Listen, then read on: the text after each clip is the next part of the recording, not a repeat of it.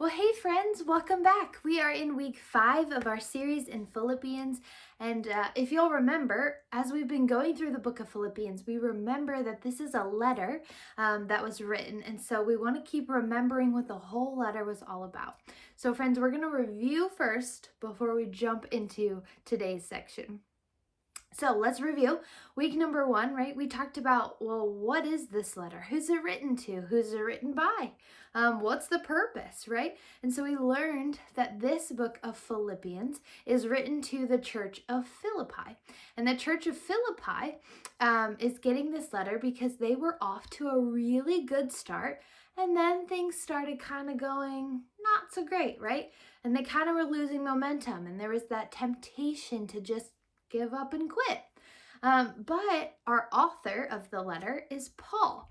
And Paul is writing to encourage them to keep going, to remain joyful. That's one of the biggest themes in this book, which is why we call it this series Resilient Joy, because the word resilient means like, even if hard things or bad things happen, you still are joyful. And we see that in Paul because Paul is writing this letter from prison, which is crazy that he's writing from prison because he's in prison, not because he's a bad guy, but because people didn't like that he was teaching about Jesus. And so he's in prison writing a letter all about how to be joyful and encouraging the church of Philippi to keep going. So that was week 1. Week 2, then, we dove into the book and we see that Paul spends the whole first section writing about how grateful he is for the church of Philippi. He's just overflowing with gratitude, with thankfulness for their ministry, for their partnership, for their friendship and their support and their prayers, right? And he just goes on and on. And so we were challenged to be kids who are grateful. Then week 3, Paul continues the letter and reminds the church of Philippi why we don't stop, why we keep going. And it's because the gospel is unstoppable. And we talked about how the gospel is the good news of Jesus, right? It's the good news that Jesus came to earth, that he died on the cross to take away our sins, that he didn't stay dead, that he rose from the grave. And now he's living in heaven, right? And the good news is that we get to have a relationship with him, and that changes our lives. And so Paul is saying, remember, even in the hard times, the gospel that Jesus is unstoppable.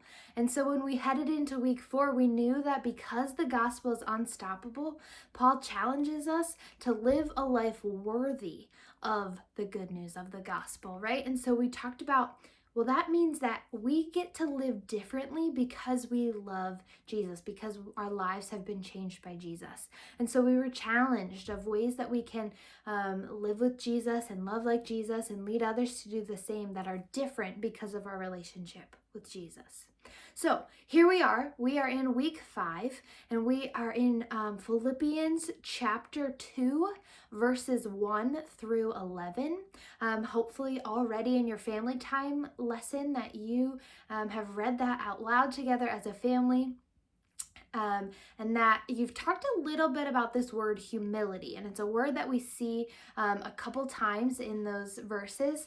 And so what we're going to do is we're going to talk a little bit about humility, and then we're going to actually go back to an Old Testament story where we're going to see if we can figure out who is humble in the story and who was not being so humble in the story. And then I have a video too for you, which will be fun. So let's look though at that word humility, right? Maybe you've heard the word humility before. Maybe you've heard the word humble before, but you might not know what it means. Humility is being others focused. It's remembering others before we remember ourselves. It is serving others, it is loving others, it is being kind, being generous, right? But it is others focused, right? So when we get to this section, Paul is encouraging the church of Philippi to be others focused. He's saying, let's be others focused. Let's think of others before we think of ourselves. And that will help show humility, right? Okay, so let's go. Old Testament, we're going to go to the book of Daniel. If you have your Bible, you can grab it and join me in Daniel chapter 3.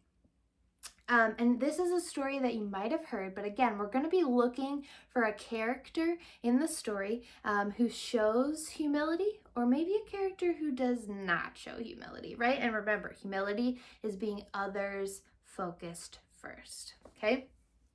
So there's this guy, his name is King Nebuchadnezzar, right? And he is the king of Babylon. And so we find him in this story having just built a giant golden statue of himself. Himself, right? That'd be like Miss Caitlin being like, you know what, let's just build a giant statue of me at the church so that we can all worship the statue together. No way, right?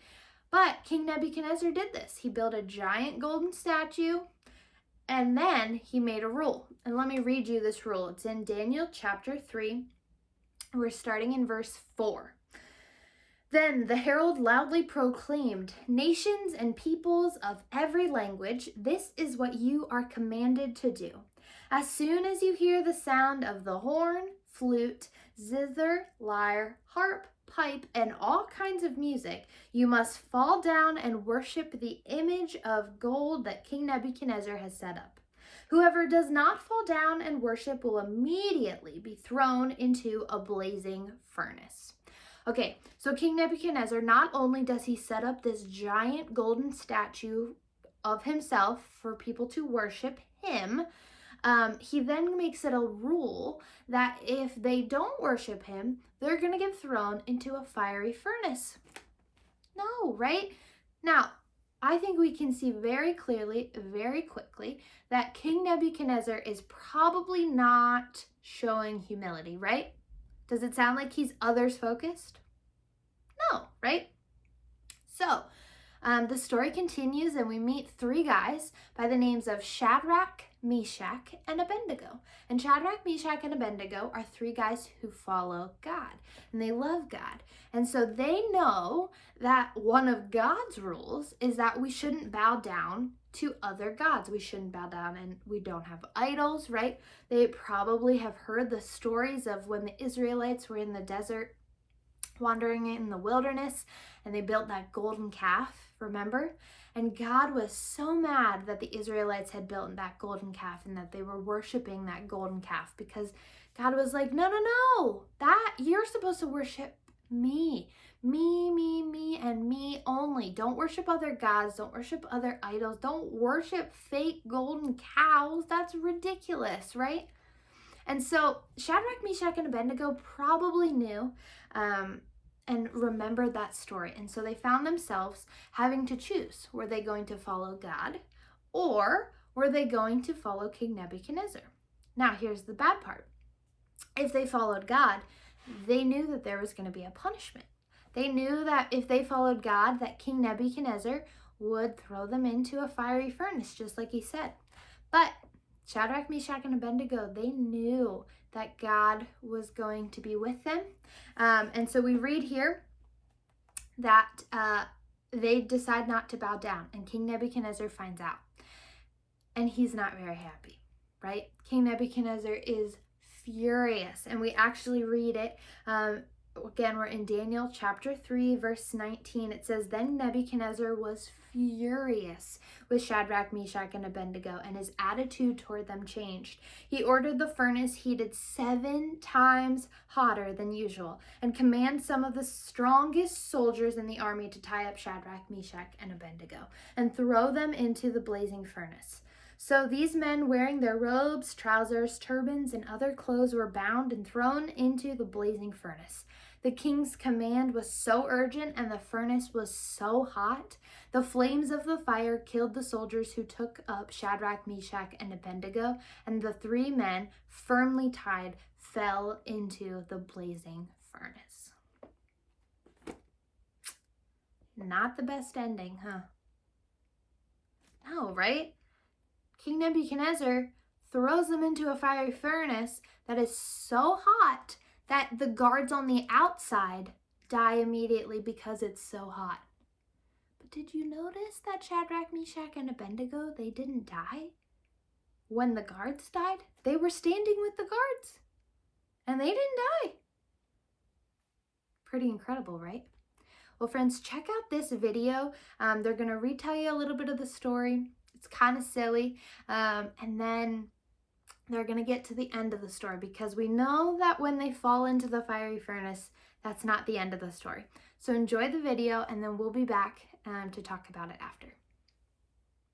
It's time for a Bible story. A long time ago in the land of Israel, there lived 3 young guys named Shadrach, Meshach, and Abednego. Whoa, hold on, wait a minute. What are those names? Did you say their names were Sad Rat, Mean Hat, and a Bendy Goat? No, not even close. Their names were Shadrach, Meshach, and Abednego. And they were some pretty solid dudes. They loved God with all their heart, and things were going pretty well for them. Until one day, all of that changed. Wait, let me guess what happened. They were taken from their homeland by an invading army. Well, actually, yeah, that's exactly what happened. Do you know the story already? Whoa, really? Crazy. That was just a random guess. What are the odds of that, huh? Well, you're right. Israel was invaded by the wicked King Nebuchadnezzar. Whoa, that stinks. And double whoa, because the names in this story are crazy. I know, right? King Nebuchadnezzar invaded their country and took a bunch of people captive, and then brought them back to his home country called Babylon. Hold up. Okay. I know the names in this story are a little wonky, but you gotta be kidding me. He was from a place called Babyland? That sounds awesome. An entire country full of adorable babies? Actually, that doesn't sound awesome. I bet it smelled like a giant diaper. Ugh. No, not Babyland. It was called Babylon, and I'm sure it smelled just fine. Gotcha. So what happened when they got to Babylon? Well, they were trying to adjust to where they live now. I mean, one day they're chilling at home in Israel, and the next day they're in a totally different country. They didn't know anybody there, they don't speak the language, and on top of all that, they were forced to work as slaves. Yikes, that is pretty rough, man. I bet they were like so super scared. I mean, they're in a completely different country, they don't know anybody, they're completely on their own. Man, I would be totally freaked out. Actually, they didn't freak out. They knew God was with them, so they kept on like they had before. Every day they would pray and worship God. Hey, that's great to hear. Sounds like things could turn around, huh? Well, things did change, but not really in the way that you might expect. One day, King Nebuchadnezzar decided to have a huge statue of himself built. He wanted it to be 90 feet tall and made out of gold. Seriously, a 90-foot golden statue of himself?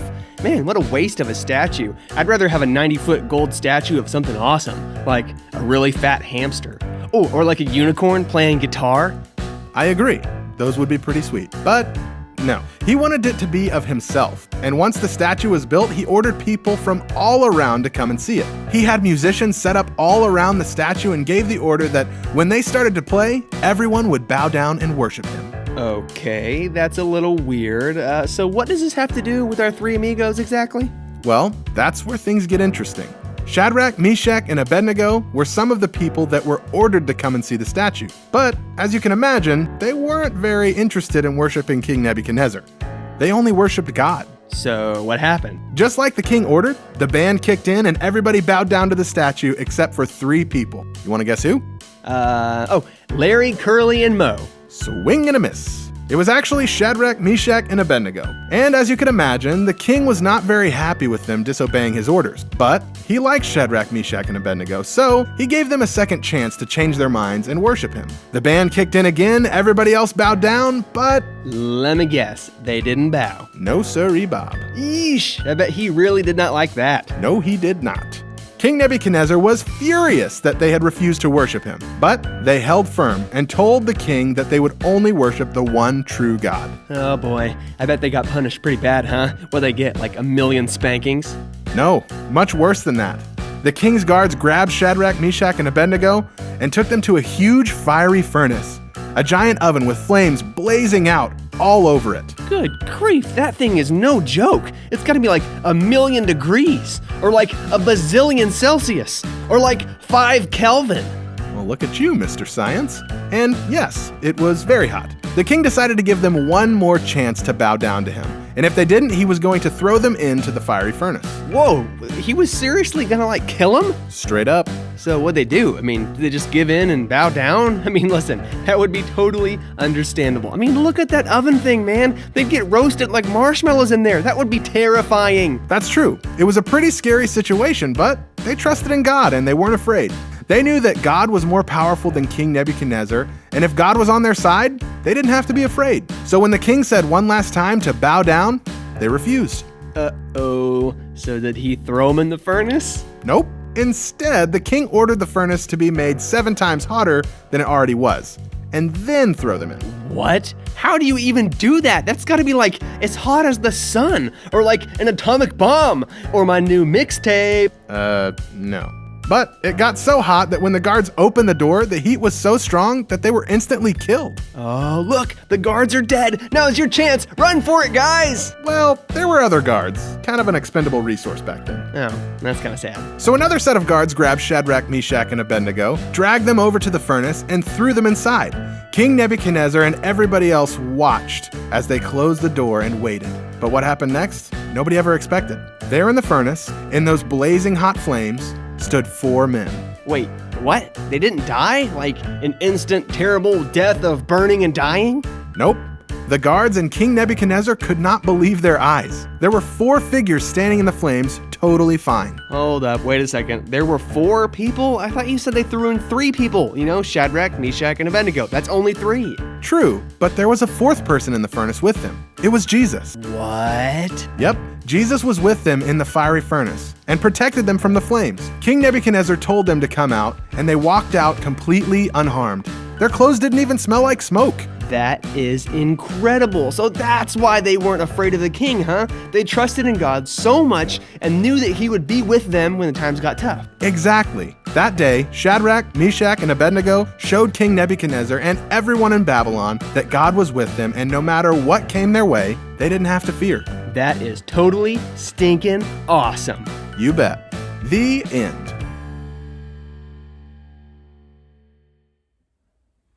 Okay, friends, what did we think? Did we like the video? I was laughing at a couple parts really hard, especially when he's like calling him sad rat and something hat, and oh my goodness, I thought it was so funny. But I love that story because not only does God rescue Shadrach, Meshach, and Abednego, which he does and is so cool, but he also changes King Nebuchadnezzar's heart, right? King Nebuchadnezzar went from a guy who was not showing humility at all. He was having everybody bow down and worship a golden statue of him. And he gets to the end, and Shadrach, Meshach, and Abednego come out of the fire, and they're worshiping God together. And Nebuchadnezzar says, "Praise be to the God of Shadrach, Meshach, and Abednego, who has sent his angels and rescued his servants. They trusted in him and defied the king's commands and were willing to give up their lives rather than serve or worship any god except their own." Right? So King Nebuchadnezzar's heart, it changes, right? And he shows some more humility. He doesn't make Shadrach, Meshach, and Abednego bow down and worship his golden statue. It becomes a little bit more others focused, right? And that's what Paul is encouraging us to do. He's saying, let's read it together. He's saying in chapter 2, starting at the end of verse 3, he says, "Rather in humility, value others above yourselves, not looking to your own interest, but each of you to the interest of the others." Right? Paul's encouraging us to show humility, to be kids who value others, who are others-minded, who think of others before they think of themselves, right? So friends, may I encourage you this week, figure out, what does it look like for you to think of others first, to practice thinking of others first. So as part of your family time lesson, there's some discussion questions for you and your mom and dad and anyone else in the room to talk about how do we practice showing humility, because I think the key here with a lot of things is that the more we're able to practice it, just like how we were practicing gratitude, right? The more we're able to practice it, the better we get at it, the more natural we get at it. So kids, let's go practice being others focused, others first, right? Before ourselves. Let's go be kids who show humility. All right, friends, I will be back with you next Sunday as we continue our series through Philippians, and I cannot wait. So I will see you guys then. Bye.